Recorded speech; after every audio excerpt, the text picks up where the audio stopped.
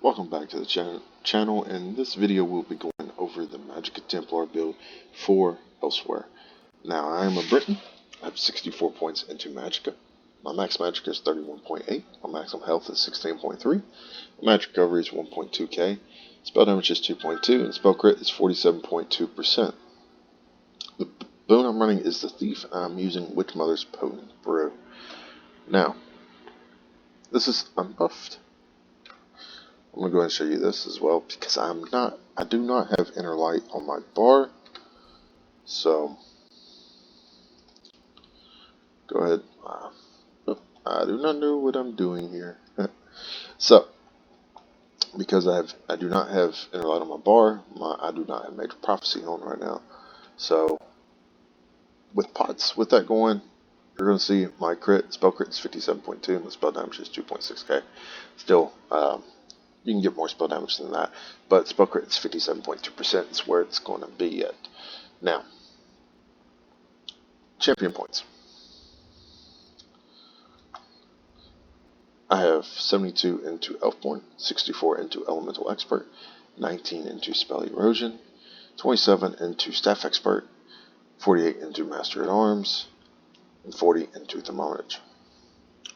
28 into Ironclad, 25 into Spell Shield, 26 Light Armor Focus, 64 Hardy, 64 Elemental Defender, 20 Bastion, 43 Quick Recovery, 20 Warlord, 21 Sprinter, 19 Bashing Focus, 64 Arcanist, 64 Tenacity, 51 Tumbling, and 31 Shadow Ward. So, sets. First set that I'm running is Zon's. I'm running a Heavy Helmet, Medium Shoulders, both Divines, Shoulders with Max Magicka, Helmet with Max Health, because without it, our health would be low. So at least this way it pumps us up to 16k, which will give us over 17k in most trials if the tank is wearing Ebon. If not, then you can always use Double Bloody Mara. You're going to lose your recovery. It's really going to drop, but you'll have more Magicka and more max health. So it's a trade-off. If you can sustain it and want to do it, especially in trials with orbs and stuff, you might be able to get away with it. But most 4-man content, you're probably not going to be able to get away with it. Zon's comes from Vet Scalecaller, so if you don't have it, or you're having trouble getting through it, Groftar comes from Vaults of Madness on Vet. Falcon Scoria, which comes from Vet City of Ash 2, would be my next choices.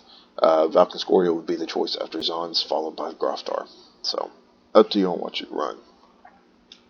Groftar, what it does is that it gives you max Magicka, so you'll have more Magicka. But when you deal damage, you have a 10% chance to create lava pools that swirl around you, dealing 2.3k flame damage to all enemies within 8 meters of you every 1 second for 5 seconds. This effect can occur once every 10 seconds. And then Falcon Scoria adds max health, and when you deal damage with a damage over time effect, you have an 8% chance to summon a meteor that deals 12.5k flame damage to the target and 5.2k flame damage to all other enemies within 5 meters. The effect can occur once every 5 seconds. Now, the first 5-piece set we are running on the body is Master Architect. This comes from Halls of Fabrication. We're running all Divines, all with max Magicka. So you can run Halls of Fabrication on normal and get this set up. What this does is it gives us max Magicka, Minor Slayer at all times, increasing your damage done to dungeon, trial, and arena monsters by 5%. Gives you spell damage, and when you use an ultimate ability, you and the closest 2 allies within 20 meters of you gain Major Slayer for 10 seconds, increasing your damage done to dungeon, trial, and arena monsters by 15%. So, if you want a set where you don't have to go into trials to get Mother Sorrow, it's a good overland set that you can run. Easy to get, easy to farm. Then you have Scathing Mage, which comes from Imperial City Prison. Gives you max Magicka, spell crit. When you deal direct critical damage, you have a 20% chance to increase your spell damage by 516 for 6 seconds. That can occur once every 6 seconds. And then Warden Maiden is another one. Comes from Vardenfell, gives you spell critical, max Magicka, spell damage, and adds 400 spell damage to your magic damage abilities. Almost every single one of our abilities, it's going to be magic damage, so this helps, and it helps out a lot. So, and then the second 5-piece set we are running is Burning Spellweave.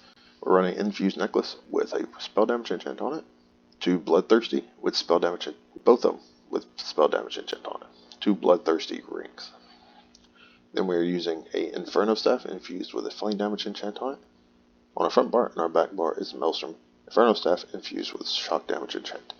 Now, what Burning Spell does, it gives us max magicka, spell damage, and spell crit. When you deal damage with a flame damage ability, you have 15% chance to apply the burning status effect to the enemy, increase your spell damage by 525 for 8 seconds. This effect can occur once every 12 seconds. So it's going to give us a nice little boost to our damage. So it really comes down to what do you want to run. We don't necessarily have a really high crit starting out, so Scathing Mage might not be the best bet, but that will give us more. I think we're over 50% with Scathing Mage on our base stat. So skills. Front bar, we're using elemental weapon. Infuse your weapon with power causing your next light attack. Used within 2 seconds to deal an additional 7.3k magic damage and apply the burning, concussion, or chills elemental status effect. If the power is not consumed in time, regain a portion of the resources spent. Now this is from the Sigic order line. Again, you have to farm this, and if you don't want to, you can always go with Puncturing Strikes, morph that into Puncturing Sweeps. Launch a relentless assault, striking enemies in front of you 4 times with your spear. The spear deals 2.6k magic damage to the closest enemy and 1000 magic damage to all other enemies. The final strike reduces the movement speed of the closest enemy by 70% for 2 seconds. You heal for 40% of the damage done with this ability. So you can go with that if you would prefer. That would make you a little more not so single targeted, but it's up to you. This will give you more damage overall, but Puncturing Sweeps will help you kill trash out. Clear trash a whole lot easier. Then we're running Vampire's Bane, blast an enemy with a charge of Radiant Heat, dealing 4.7k flame damage and an additional 18k flame damage over 14 seconds, reducing movement speed by 40% for 5 seconds. Upon activation, gain Major Prophecy, increasing your spell critical rating by 2.1k. So this is where we can get away with not having Inner Light on our bar. We are losing Magicka, but in the end we still get Major Prophecy from Vampire's Bane. So Blazing Spear, send your spear into the heavens to bring down a shower of Divine Wrath, dealing 5.7k magic damage to enemies in the area, and an additional 1.7k magic damage every 1 second for 8 seconds. An ally near the spear can activate the Blessed Shard synergy, restoring 3.9k magicka or stamina, whichever maximum is higher. Purifying Light, summon expanding beam of pure sunlight to doom an enemy, dealing 3.9k magic damage to them and copying all their damage taken for 6 seconds, and releasing 20% of it as additional magic damage to them. Maximum copy damage is 19k. When the effect ends, a pull of sunlight remains attached to the enemy, healing you and nearby allies for 2.3k health every 2 seconds for 6 seconds. So you want to keep this up at all times because it's free damage.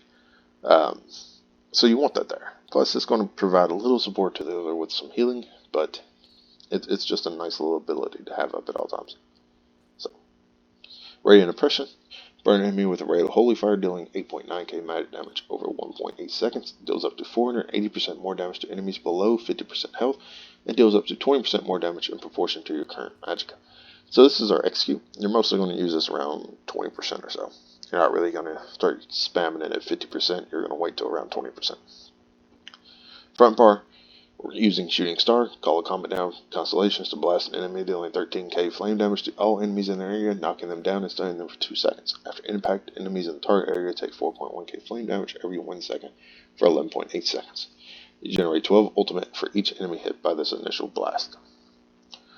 So if you wanted to, due to the fact that we're using Master Architect, we gotta have our cheap ultimate on it. We're using the cheap ultimate on our back bar, so you could always go with Elemental Storm here and take it to Elemental Rage and use your Destro ult here if you do not want to farm Mage's Books, because I get it, that's tedious as well, but you're gonna lose some Magicka. You will lose Magicka and you will lose some recovery just due to the passives within Mage's Guild in itself.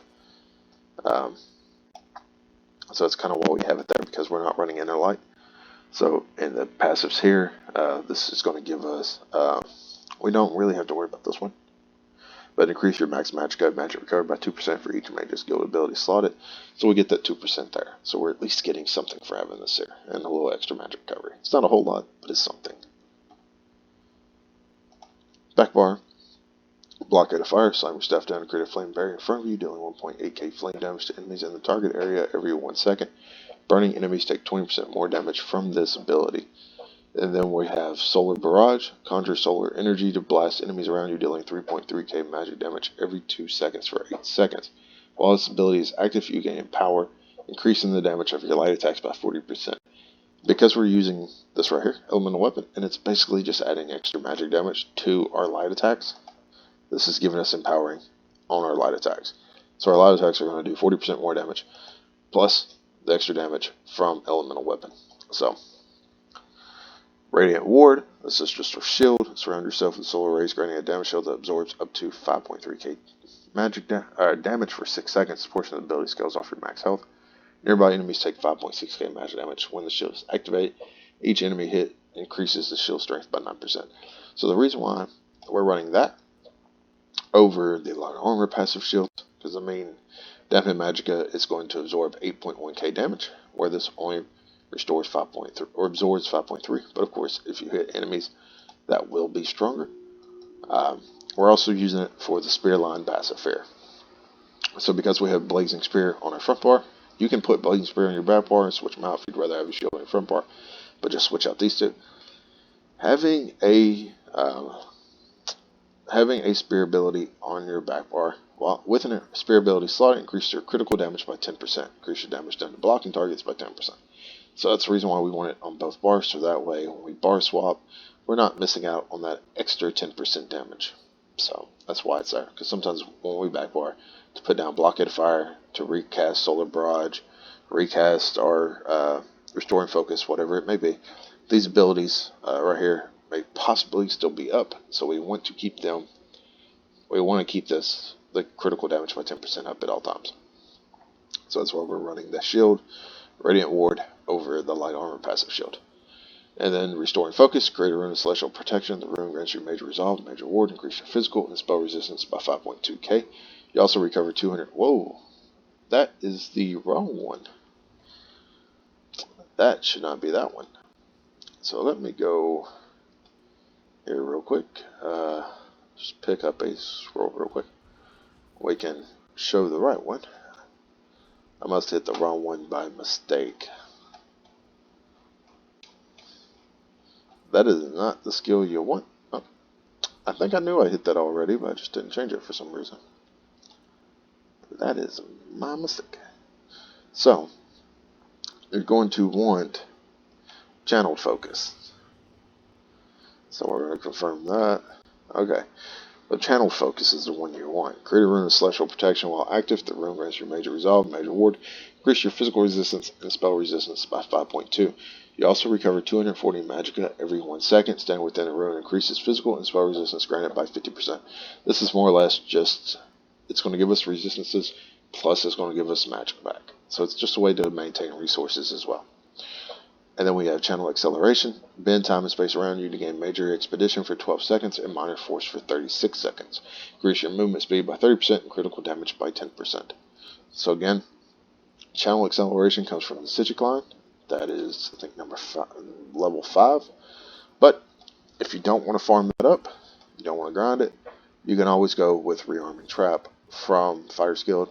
It's going to do some physical damage, but in the end, you're going to be able to get minor force, increase critical damage by 10% from it when it's triggered. So you can go with either one of those. Channel Acceleration just lasts 36 seconds, and this one you'll pretty much have to cast every rotation, or this one every 2 to 3 rotations, or every 3 rotations. And then Crescent Sweep, swing your spear around with Holy Vengeance, dealing 7.7k damage. Magic damage to all nearby enemies, an additional 3.7k magic damage every 2 seconds for 6 seconds. Enemies in your path will be hit for 60% more damage. So this is the ultimate that we're going to use the majority of the time, just to keep Master Architect up. So, it's not. We will get that back relatively quickly, because with the restoring, we have passives and just about everything. Healing Ritual grants 2 ultimate, but we're not using Healing Ritual, so that's not really something that we're going to be using there. Healing Ritual is this one. Not a really good ability. Dawn's Wrath. We have Ultimate Illuminati. Casting a Dawn's Wrath ability grants minor source to you and your group for 20 seconds, increasing spell damage by 10%. So it's a nice little one to have.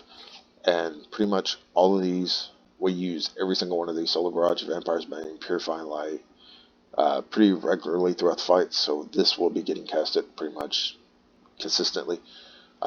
Prism, casting a Dawn's Wrath ability, generates 3 ultimate. This effect can occur once every 6 seconds. So, yeah, those should be going up relatively easily. So, increase the duration of those abilities.